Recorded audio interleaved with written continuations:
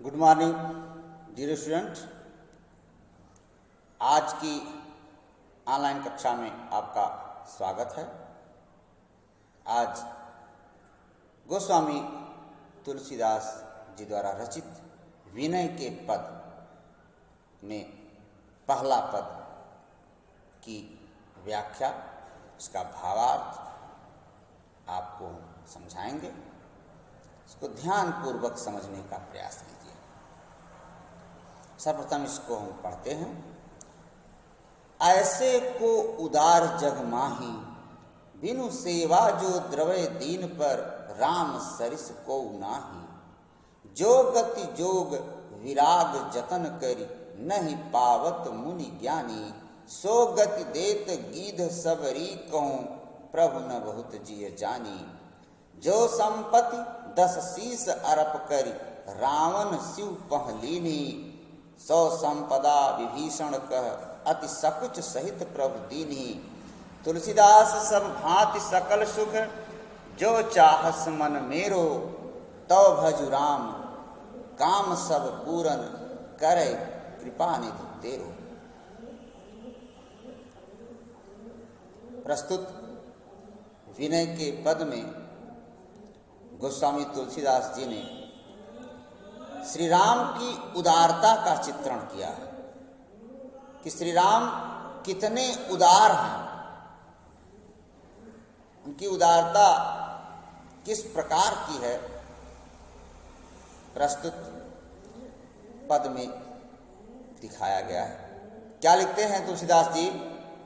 ऐसे को उदार जग माही, बिनु सेवा जो द्रवय दीन पर, राम सरिस को नाही। श्री राम कितने उदार हैं, उनके जैसा उदार इस संसार में कोई नहीं है। बिनु सेवा जो द्रवय दीन पर, राम सरिस को नाही। बिना सेवा किए वह दीन दुखियों पर द्रवित होने वाले हैं, उनके समान, सरिस मतलब समान, कोई नहीं है। बिनु सेवा जो द्रवय दीन पर, राम सरिस को नाही। जो गति जोग विराग जतन करी, नहीं पावत मुनि ज्ञानी। वह इतने उदार हैं, जो गति जोग विराग मतलब योग और वैराग के द्वारा बड़े बड़े मुनि और ज्ञानियों को प्राप्त नहीं होता। श्री राम इतने उदार हैं कि वह इन सब की कोई आवश्यकता ही महसूस नहीं करते। बिना किसी योग और वैराग के सहज भाव से अपना प्रेम, अपनी भक्ति न्यौछावर करते हैं, अर्पित करते हैं, लुटा देते हैं। कैसे? सो गति देत गीध सबरी कहूँ, प्रभु न बहुत जिय जानी। सो गति, उन्होंने गीधराज जटायु के विषय में आप जानते होंगे। रामायण की घटना किस प्रकार लंका पति रावण ने मां सीता का हरण किया। हरण करते समय जब वह विमान मार्ग से ले जा रहा था, उस समय गीधराज जटायु की दृष्टि लंकेश पर पड़ी। उन्होंने देखा कि कोई स्त्री विलाप कर रही है, बचाओ बचाओ, तो वह लंकेश से, रावण से युद्ध करने के लिए तैयार हो गए। किंतु रावण ने अपने अस्त्रों से जटायु के पंखों को काट दिया। जटायु अधमरे होकर जमीन पर गिर पड़े।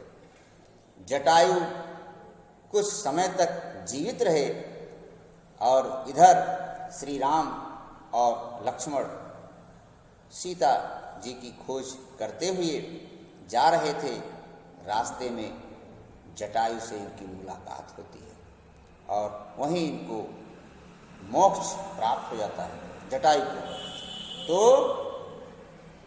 जो गति देत गीध सबरी, और सबरी के झूठे बेर खाकर उसको भी मुक्ति दिलाते हैं श्री राम।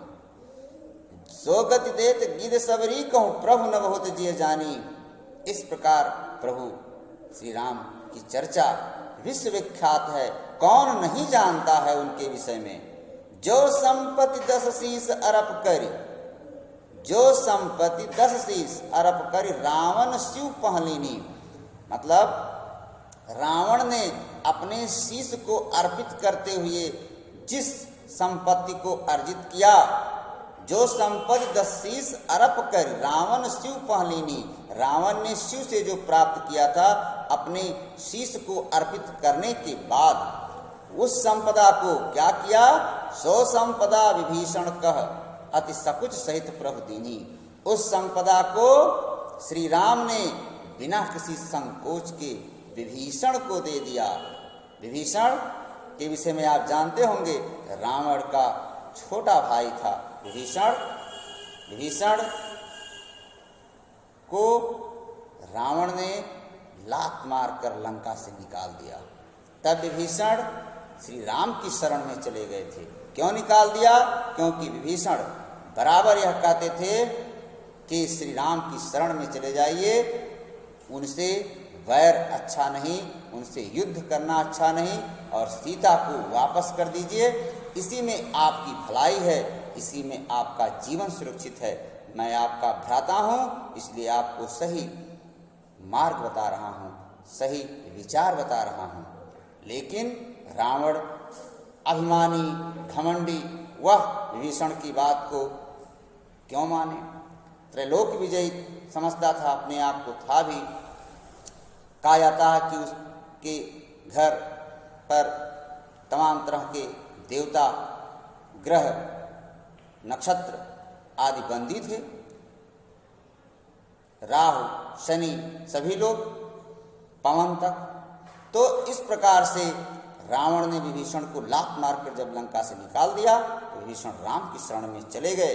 और जब रावण की मृत्यु हुई, जब रावण का वध हुआ, तो वह राज्य राम का हुआ। राम पहले ही विभीषण का तिलक कर चुके थे, इसलिए उस संपदा को श्री राम ने विभीषण को दे दिया बिना किसी संकोच के। इतने उदार हैं श्री राम। क्या लिखते हैं? सो संपदा विभीषण का अति सकुच सहित प्रभु दीनी।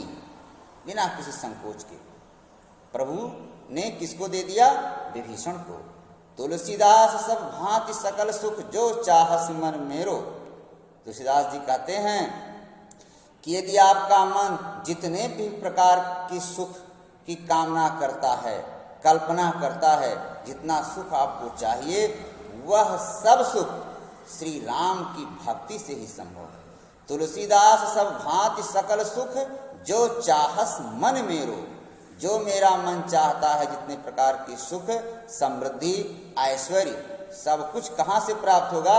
श्री राम की भक्ति द्वारा प्राप्त होगा। तौ भजु राम, तुलसीदास जी कहते हैं, तो राम को भजिए। तौ भजु राम काम सब पूरन करे कृपानिधि तेरो। तेरा काम वह कृपानिधि ही पूरा करेंगे। कौन? श्री राम। तौ भजु राम, इसलिए राम को भजिए, राम की वंदना कीजिए। तुम्हारे सभी काम, सभी मनोरथ श्री राम की भक्ति से सफल होंगे। इस तरह से गोस्वामी तुलसीदास जी ने राम की उदारता का वर्णन इस पद में, विनय के पद में किया है। एक बार इसको और समझिए। ऐसे को उदार जग माही, इतने उदार हैं श्री राम। विनु सेवा जो द्रव्य दीन पर राम सरिस को नाही। बिना सेवा के द्रवित होने वाले हैं, उनके समान दूसरा कोई नहीं है। जो गति जोग विराग जतन कर नहीं पावत मुनि ज्ञानी। बड़े बड़े मुनि, बड़े बड़े ज्ञानी योग वैराग धारण करते हुए तपस्या करते हैं, बड़े बड़े दूसरे देवताओं का, उनको कुछ प्राप्त नहीं होता। नहीं पावत, कुछ भी प्राप्त नहीं होता। और भगवान श्री राम सहज भाव से इतने उदार हैं, उनसे आप यदि याचना करेंगे, उनकी शरण में जाएंगे, तो आपको सहज ही प्राप्त हो जाएगा। कैसे? जो गति सो गति देत गीध सबरी कहूँ प्रभु न बहुत जिय जानी। गीध और सबरी को किस प्रकार ने उन्होंने मोक्ष प्रदान किया?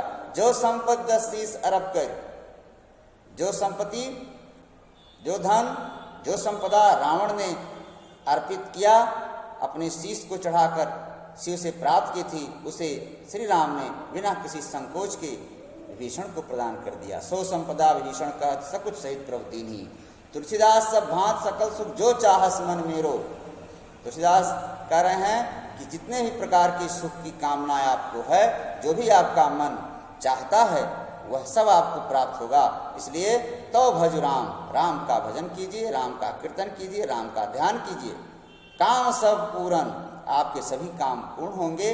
करें कृपा निधि तेरो, सब कुछ वह कृपा निधान आपका मंगल करेंगे, आपका कल्याण करेंगे, सब कुछ आपको प्राप्त होगा। इन्हीं सपनों के साथ आज की कक्षा समाप्त करते हैं। धन्यवाद।